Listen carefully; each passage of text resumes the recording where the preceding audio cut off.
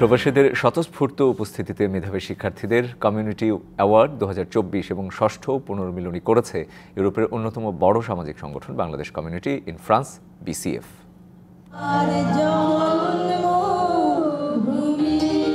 রাজধানী প্যারিসের একটি মিলনায়তনে ফ্রান্সে বেড়ে ওঠা প্রজন্মের আঁকা শহীদ মিনার, স্মৃতিসৌধসহ বিভিন্ন চিত্রকর্ম প্রকাশ পায় স্বদেশের প্রতি তাদের ভালোবাসা। আয়োজনে সরব উপস্থিতি ছিল প্রবাসী রাজনৈতিক, সামাজিক ও সাংস্কৃতিক নেতৃবৃন্দদের।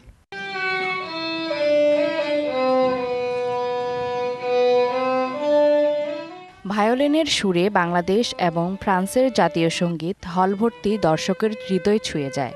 এ সময় প্রবাসী নানা ক্ষেত্রে গুরুত্বপূর্ণ অবদান রাখায় বিভিন্ন ব্যক্তি এবং প্রতিষ্ঠানকে সম্মাননা দেয়া হয়।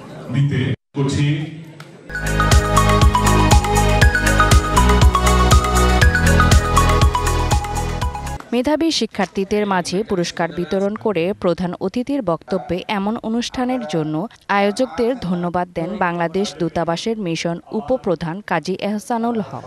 এ সময় আরও উপস্থিত ছিলেন দূতাবাসের সামরিক সচিব ব্রিগেডিয়ার জেনারেল মিজানুর রহমান এবং দূতালয় প্রধান ওয়ালিদ বিন কাশেম।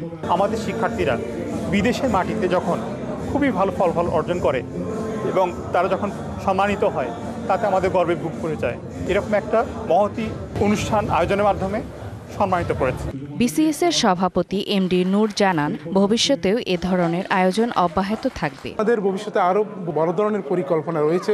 আমরা চাই ফ্রান্সের মাটিতে বাংলাদেশিদের একটা সম্মানজনক অবস্থান সৃষ্টি হোক। পুরস্কার পাওয়া মেধাবী শিক্ষার্থীরা ব্যক্ত করেন তাদের অনুভূতি। আমি PhD করেছি প্যারিস সাইক্লে বিশ্ববিদ্যালয় থেকে এগ্রিকালচার বা প্ল্যান্ট সায়েন্সে।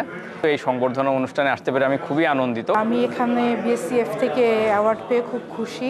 অনুষ্ঠানে দেশাত্মবোধক গানের পাশাপাশি ছিল নৃত্য পরিবেশন। Saima Akter, DBC news desk.